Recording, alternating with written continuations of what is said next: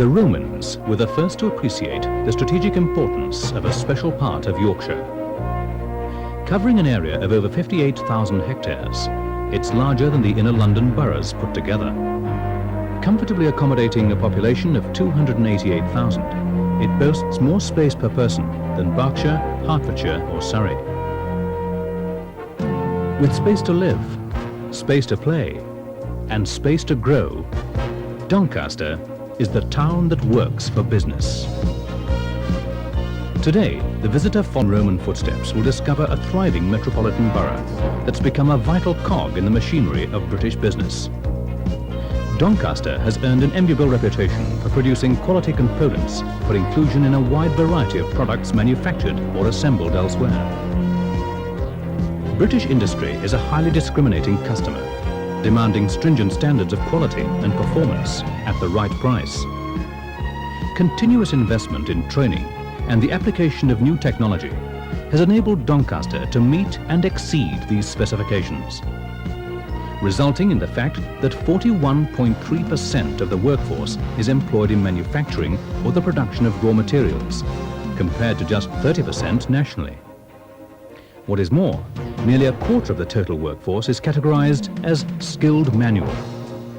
Of these, some 8,000 are recognized as real craftsmen, people capable of installing, running in, modifying and maintaining highly complex electronic, electrical and mechanical equipment, of designing and making press tools, of diagnosing malfunctions in a metal press or a microchip. Still known by traditional names such as fitters, toolmakers, electricians and joiners, these are skilled technicians working for wages that are competitive within the UK. Frequently operating in a cross-trade capacity, they're dedicated to keeping the production lines running to produce the goods for British industry. Goods that are produced using traditional and modern technologies, including metal fabrications, glass plate and bottles, man-made fibers, plastics, and electronics. Technological development is supported by the fact that the area boasts a large number of research groups and information banks, fostering a healthy liaison between the academic and practical faces of modern industry. In the longer term, a structured education system will ensure that the skills, experience and expertise developed in the area will be passed down to future generations. Complementing the availability of its valuable human resources, Doncaster operates a far-sighted land management policy. Considerable areas have been designated for future industrial development. A range of modern factory units have been constructed on industrial sites to meet the needs of a wide variety of businesses.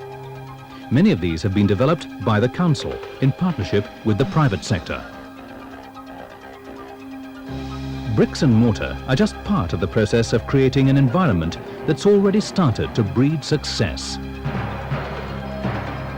Mastercare is the servicing arm of Dixons Group plc, which also owns Power City and Currys and consists of something like 850 shops spread throughout the country.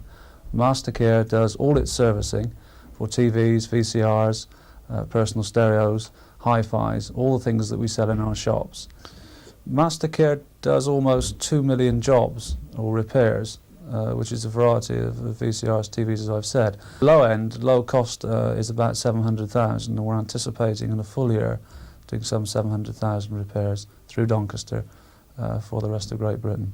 Currently we have 260 people, of which about 170 are repairers. That's actually repairing the product and refurbishing it, and the remainder are goods in, goods out, office staff and management.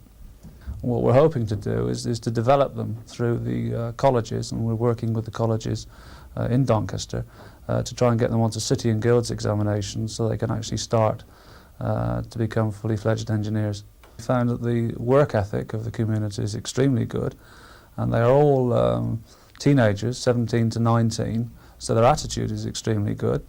And we find the sickness level is very acceptable, absenteeism is almost non-existent, and I think with the exception of 2, everybody we trained has actually continued with their employment. From the cost standpoint, we found it very economic. Obviously, it works out about 60p a square foot just for the rent. The rates are very reasonable. Electricity we don't know yet because we have the bills. But all in all, we're very, very pleased, and I think we probably will develop in time, in that we've sited our white goods national training operation in the office block, and I think that process will continue because of the costs and conditions that prevail. Eurotech produces fibre optics. It's one of the fast-growing technologies, and we supply an international market with this industry. We make components for many diversified industries, whether it be avionics, automotive, medical, process control sensors, robotics. It's a product which can go into any industry and is finding new applications each day. Doncaster provided a very, very unique opportunities geographically. It was a centre of road, rail and air links. We're a 50% export company, so it was essential to us that we had this accessibility for transport.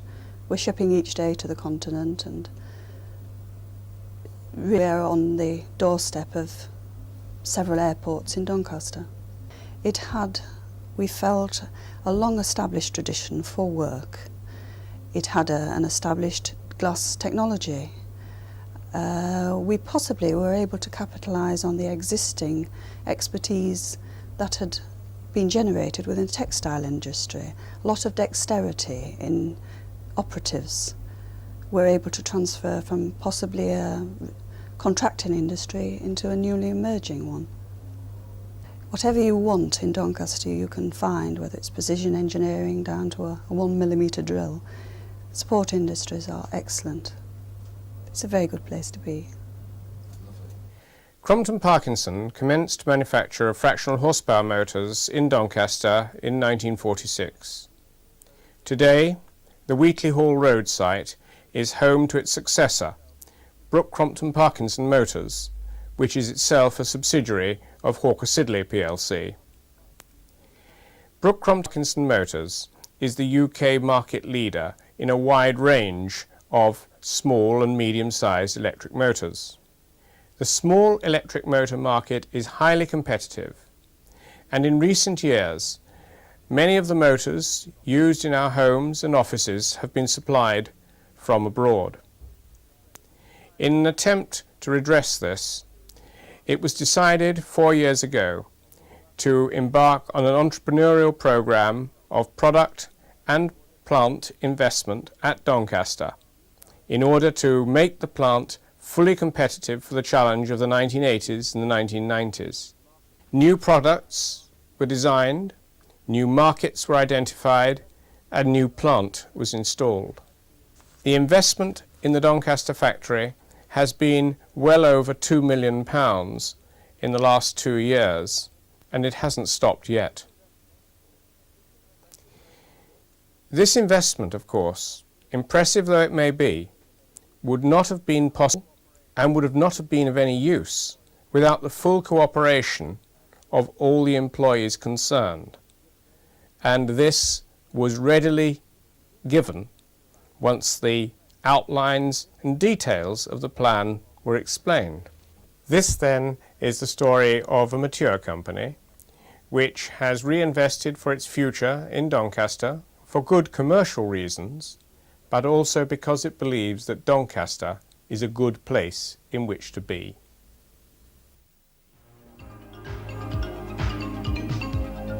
This policy of laying the foundations for future development and prosperity has not been confined to industry.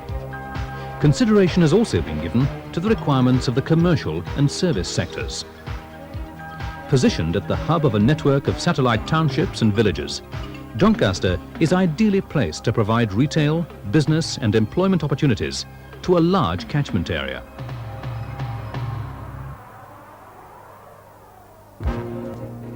The success of its bustling markets and modern arcades is demonstrated by the ever-growing number of high street names wishing to offer their goods and services from a Doncaster address.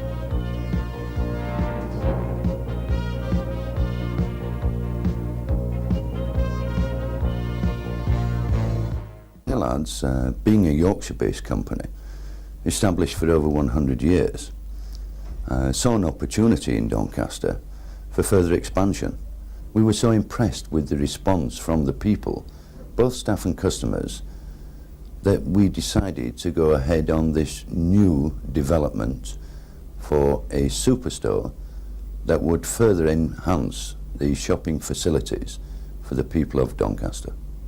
The assistance and encouragement by the officers and councillors of Doncaster in the development of our first superstore in Edenthorpe, and their determination to attract new industry and therefore the creation of jobs leading to greater prosperity for the area has been most gratifying.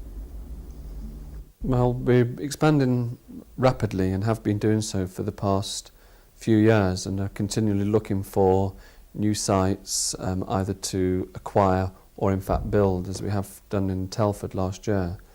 And because of the location so close to the A1M and a town which it looks like expanding, we felt it was a place to build a hotel. Judging by the number of bookings that we're receiving for conferences, wedding receptions, dinner dances, etc., it would appear that there is a tremendous demand for a hotel of this type. As a company, we tend to aim for that market, for the conference delegate, the business person on the move. But also, the hotel is a centre of social activity, bars, just coming in for a coffee, perhaps a meal. Well, Doncaster certainly seem to be now promoting themselves into the tourist market, and obviously we feel to be part of that.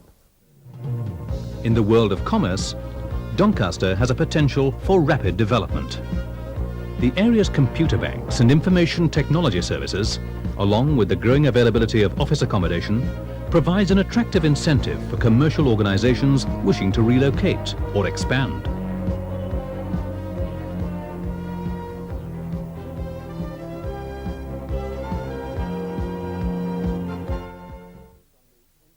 We can help all sizes of company, from the individual thinking of starting up in business for the first time to the multinational company who may be looking simply at the United Kingdom or Europe as a location for a new investment. And we try to ensure that a reply, no matter who is involved, is sent out from our office within 24 hours or 48 hours at the most. The information we supply covers a wide variety of sources. This will include information on the availability of industrial land and premises, on financial incentives available in the area, on training provision, on housing, on educational services, on labour statistics, in fact anything that a client company might require to help them to make a decision to develop in Doncaster. In addition, we will also be more than happy to arrange visits to the area for any companies wishing to come and see Doncaster at first hand. Its location has made Doncaster one of the most important intersections in the national rail network, with London less than 2 hours away. A fully working canal system provides a direct export route to markets in Europe. Proximity to the A1, M1 and airports completes a communications structure that makes Doncaster attractive. Not only as a distribution centre, where cost-effective transportation and ease of access are important, but also